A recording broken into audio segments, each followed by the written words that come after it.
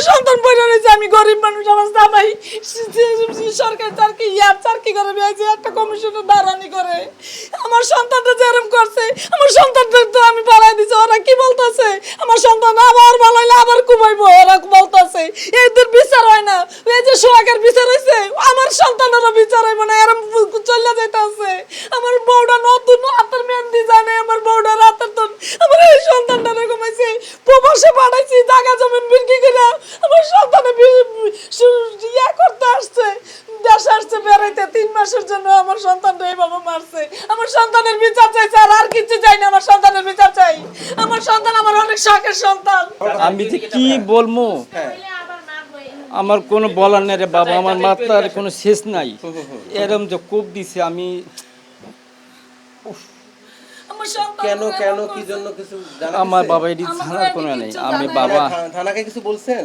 আমি থানাকেও case make দিয়েছি, মানে হেরা যা করবো তা করছি। আর মানে আর বাকিটা আমরা করবো বাবা। আপনাদের আমি একটা মূর্খ মানুষ, আমি কিছু জানি না। এই পর্যন্ত বাবা শেষ ছিল। ওরা প্রায় 4-5 জন ছিল। 2 জন মসজিদের সামনে ছিল, 2 জন এই পাশে ছিল। ওই জায়গায় মুন্না বাইরে ছিল, আমাকে কোপাইছে 2 জনে। ওরা আমাকে কোনো কথা নাই কোবান শুরু করছে। ওরা আমার ফোন নিতে আসে না, ওরা আমাকে মারতে আসছিল। আমি দোকানে দেখছি সিগারেট খাইতেছে, আমারে দেখে ও বড় বোন আমার থেকে লুকায় রাখছে। কিন্তু পরে আমি বেরির উপরে ইউলেবি কলেজের সামনে যেসম গেছি, 3 মিনিটের মধ্যে আমার বাইরে কোবাই গেছে। কোনো লোক ছিল না, কেউ আগ্রায় নাই, শুধু একটা লোক আগ্রাইছে, আরিফ মামা। তার হাতে কোপ মাইরা তাই ডরে এরকম রয়েছে। আমার ভাই সৌদি আরবের থেকে টাকা মোবাইল আনছে, ওদেরকে মোবাইল দিতেছে আর কোবাইছে আর বলছে যে জান চাই, কিন্তু আমরা মোবাইল এডি না, তোর জান নিতে আইছি। আবার বলছে যে আর তোদের বন্ধুদের মধ্যে আরেকজন আছে, আরেকজন মার্ডার করার আছে। তাইলে এডি কত বড় জ্ঞান। আমি চাই এডির সুস্থ বিচার হোক। আমার বাইরে যারা খোবাইছে একবার নিয়ে থানায় নিয়ে সুস্থ বিচার করো। করা আবার আমার বাইরে হুমকি দিছে যে আমার ঘরে নিয়ে জেলে ঢুকাইলে আবার তোর নেক্সট টাইম আরও ভয়ঙ্কর কিছু হইতে পারে। তাইলে এই জিনিসটা আমি চাই সুস্থ বিচার হোক। আর আমরা থানায় নিয়ে গেছি, কারা মারছে আমরা জানি না, কিন্তু ওর সামনে বলছে মুন্না মারছে, আমার ভাইয়ের স্বামী বললা দিছে। সাম্প্রতিক সময়ে এটা একটা খুব আলোচিত ঘটনা। মোহাম্মদপুরের গত 23 তারিখ অর্থাৎ বিগত শনিবারের দিন সন্ধ্যা 6টার দিক মোহাম্মদিয়া হাউজিংয়ের আপনার লিমিটেড 6-এ মসজিদের সামনে এই যে ভিকটিম হৃদয় লস্কর, তাকে এবং তার হচ্ছে যে প্রতিবেশী আরিফকে কুপিয়ে জখম করা হয়। তো এই ঘটনার পরেই যখন আমরা জানতে পারি, আমাদের টিম এখানে পাঠানো হয় এবং আমাদের পুলিশের টিম গিয়ে এখানে সিসিটিভির ফুটেজ সংগ্রহ করে। তো ফুটেজ সংগ্রহ করার পরে আমরা প্রাইমারিলি যে তদন্ত করি, আমরা যেটা জানতে পারি এবং আমরা যে ভিকটিমের বাবা তার সাথেও কথা বলি। তো যেটা জানা যাচ্ছে এখন পর্যন্ত, এই যে ক্যাপ্টেন মুন্না অত্র মামলার 1 নম্বর আসামি, তার স্ত্রী হলো হাফসা। এই হাফসার সাথে এই যে ভিকটিম হৃদয় লস্করের দীর্ঘ সময় প্রেমের সম্পর্ক ছিল এবং হৃদয় লস্কর 3 বছর পূর্বে সৌদি আরবে চলে যায়। তো সৌদি আরবে যাওয়ার পর থেকেই ভিকটিমের বাবার তথ্য মতে যে হৃদয় লস্করকে ক্যাপ্টেন মুন্না বা তার গ্যাং নিয়মিত ফোনে হুমকি ভয়ভীতি দেখাইতো। তো আমরা এখন পর্যন্ত জানি যে হয়তো তাদের মধ্যে তখনও একটা প্রেমের সম্পর্ক ছিল। ইতিমধ্যে হৃদয় লস্কর এবং ক্যাপ্টেন মুন্না হৃদয় লস্করের প্রাক্তন প্রেমিকা অর্থাৎ হাফসাকে ইতিমধ্যে বিয়ে করে ঘর সংসার করতেছে। অতঃপর এই মাত্র 5 দিন আগেই হৃদয় লস্কর সৌদি আরব থেকে দেশে ফেরার পরে যখন এই ঘটনাস্থলে পৌঁছায়, অতর্কিতভাবে ক্যাপ্টেন মুন্না, তার সহযোগী আন্ডার আসেফ, কালাবিল্লাল এবং ঘাড় কাটা সাইফুল, এই 4 জন এখানে উপস্থিত হয়ে অতর্কিত হৃদয় লস্করের উপর হামলা করে এবং হামলা করে তাকে কুপিয়ে জখম করে। এবং তাকে বাঁচাইতে গিয়ে বা তাকে সহযোগিতা করতে তার প্রতিবেশী আরিফ আসলে আরিফকেও তারা কুপিয়ে জখম করে। তো তাদের আমরা পার্শ্ববর্তী হসপিটালে নিয়ে গেছি, এখন চিকিৎসাধীন অবস্থায় আছে। ইতিমধ্যে তাদের বিরুদ্ধে এই 4 জন আসামি এবং ক্যাপ্টেন মুন্নার স্ত্রী হাফসা সহ মোট 5 জন এবং অজ্ঞাতনামা কয়েকজনকে নিয়ে একটা ফৌজদারি মামলা রুজু করা হয়েছে। আমাদের অভিযান চলতেছে। আমরা যেহেতু এই সকল আসামিদের নাম পরিচয় আমরা পেয়ে গেছি এবং তারা এলাকায় চিহ্নিত খারাপ লোক এবং তাদের অতীত সবার বিরুদ্ধেই এর আগে বিভিন্ন মামলা আছে। তো আমরা আশা করি দ্রুততম সময়ের মধ্যে আমরা তাদের গ্রেপ্তার করতে পারবো। এখন এইটা হচ্ছে যে এটা সবার জন্য একটা সুবিধা। আমাদের জন্য সুবিধা হলো কি, তারা তো এগুলো তাদের হচ্ছে যে অর্জন, পাপ করতে করতে এটা হচ্ছে পাপের স্বীকৃতি পাইছে, ভালো কাজের স্বীকৃতি পায় না অনেকেই, সবাই বিভিন্ন পুরস্কার পায়। এরা তাদের পাপের স্বীকৃতি পাইছে। ধরেন আপনার কবজি কাটা আনোয়ার, তার কাজ হচ্ছে সে মানুষকে ধরলে কবজি কাটে বা হাত কেটে দেয়।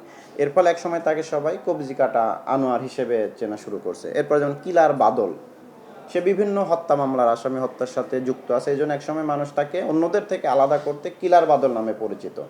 তো এরকমই আপনার ধরেন যে ঘাড় কাটা সাইফুল, কালা বিল্লাল, আন্ডা রাসেল বা ক্যাপ্টেন মুন্না, এদের 8-10টা সাধারণ মুন্না, সাধারণ রাসেল, সাধারণ বিল্লাল বা সাধারণ সাইফুল থেকে আলাদা করতে, এই পাপীদের, এই অপরাধীদের আলাদাভাবে চিহ্নিত করতে নিজেরা অথবা এলাকার লোকজন তাদের এই নামে চিহ্নিত করছে। ফলে আমাদের জন্য সুবিধা হচ্ছে যখন আমরা এদের সার্চ দেই, ধরেন শুধু রাসেল নামে যদি আমরা কোনো আসামিকে খুঁজতে যাই তো অসংখ্য আসামি আছে যারা হয়তো 1-2টা মামলার আসামি, কিন্তু যখন আমরা ক্যাপ্টেন মুন্না হিসেবে সার্চ দেই বা আন্ডা রাসেল হিসেবে সার্চ দেই বা কিলার বাদল, কবজি কাটা আনোয়ার, অ্যালেক্স ইমন, হ্যাঁ, তো এই বিষয়ে যখন আমরা সার্চ দিই তখন দেখা যায় এদের মামলাগুলো আলাদাভাবে আসে, তখন আমাদের জন্য সুবিধা হয়।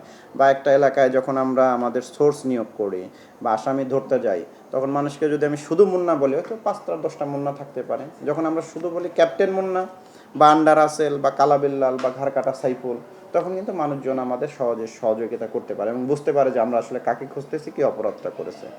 এবং এই নামগুলো আসলে এদের ওই যে বললাম যে দীর্ঘ সময় পাপ করতে করতে করতে করতে এক সময় বিভিন্ন কারণে হয়তো দেখা যাবে ঘাড় কাটা সাইফুল, তার ঘাড় হয়তো কেউ কেটে দিছে বা সে হয়তো অন্য কাউকে ঘাড় কাটতো বা গলায় কবজি, এরকম হতে পারে। কালা বিল্লাল হয়তো দেখতে খুবই কালা, এটা ন্যাচারাল বিষয়। বা আন্ডা রাসেল এরকম হয়েছে যে সে হয়তো ডিমের দোকানে চাকরি করতো বা ডিম বিক্রি করতো, পরবর্তীতে অপরাধের সাথে যুক্ত হয়ে গেছে, তো অন্য রাসেল থেকে তাকে আলাদাভাবে চিহ্নিত করতে যে অপরাধী রাসেল, এই কারণে তাকে আন্ডা রাসেল হয়তো নাম পড়ে গেছে, এরকম একটা বিষয়। মুন্নারও পিসিপিআর খারাপ, সে এর আগে মাদক সহ বিভিন্ন ছিনতাইয়ের সাথে যুক্ত আছে। আর আপনি জানেন যে এই ঘটনাটা তো কোনো ছিনতাইয়ের ঘটনা না, বা এই ঘটনাটা আপনার এর মূলত হচ্ছে প্রেম সংক্রান্ত ঘটনা। কারণ আপনাকে এখানে তো সুস্পষ্ট, আমরা যে তদন্তে পেয়েছি, ক্যাপ্টেন মুন্নার বর্তমান স্ত্রী হাফসা, তার সাথে এই হৃদয় লস্করের একটা প্রেমের সম্পর্ক ছিল আগে, সৌদি আরব যাওয়ার পূর্বে, 3 বছর পূর্বে। এখন তার বাবা বলতেছেন, মানে যিনি বাদী বনিয়ামিন সাহেব, উনি দাবি করতেছেন যে সে সৌদি আরবে যাওয়ার পরেও ক্যাপ্টেন মুন্না বিভিন্ন সময়ে ফোনে তাকে ভয়ভীতি হুমকি দিত। তো সাধারণত এই ঘটনাগুলো তো ঘটে না, যে একটা ছেলে বিদেশে চলে গেছে, চলে যাওয়ার পরে তো সে আবার বিয়ে করছে, বিয়ে করার পরে তো তার সাথে আর যোগাযোগ থাকার কথা না, যেহেতু সে সৌদি আরবে। হয়তো হইতে পারে, বা আমরা 2-1টা জায়গায় মানে অসমর্থিত সোর্স যেটা প্রমাণিত না, যেটা জেনেছি যে সেখানে যাওয়ার পরেও তাদের মধ্যে এক ধরনের কথাবার্তা এরকম হয়তো, এটা তো প্রেম ঘটিত, এটা তো সুস্পষ্ট। মানে আমরা যেটা জানার চেষ্টা করতেছি যে বিদেশ চলে গেছে, মানে এই যে হৃদয় লস্কর, সে তো সৌদি আরবে, আর সে সৌদি আরবে যাওয়ার পরেই তো বিয়ে করছে ক্যাপ্টেন মুন্না এই হাফসাকে, এরপরে তো আর তাদের মধ্যে সংযোগ থাকার কথা না, ভয়ভীতি দেখানোরও কথা না। আমাদের একটা ধারণা, আরও 2-1টা জায়গায় যেটা আমরা শুনতে পেয়েছি, যে সৌদি আরবে যাওয়ার পরেও তাদের মধ্যে যোগাযোগটা ছিল, সেইটা ক্যাপ্টেন মুন্না এটা মেনে নিতে পারে নাই, ফলে বাধা দিত বা ভয়ভীতি দেখাইতো বা নিষেধ করতো, সেইটার প্রতিফল হয়তো ওই যে এই ঘটনা ঘটছে। এটা কোনো ছিনতাইয়ের ঘটনা না, কোনো ধরনের ছিনতাই হয়নি, এটা আপনি জানেন। হ্যাঁ, ওদের পিবিএস রেকর্ডে যে আছে দেখেন, আন্ডা রাসেলের নামে সেই 18 সাল থেকে 25 সাল 26 সাল পর্যন্ত মামলা এরকম আছে। মামলা তো রেকর্ড সবার কাছেই আছে, মামলা আছে, একাধিক মামলার আসামি। ধন্যবাদ।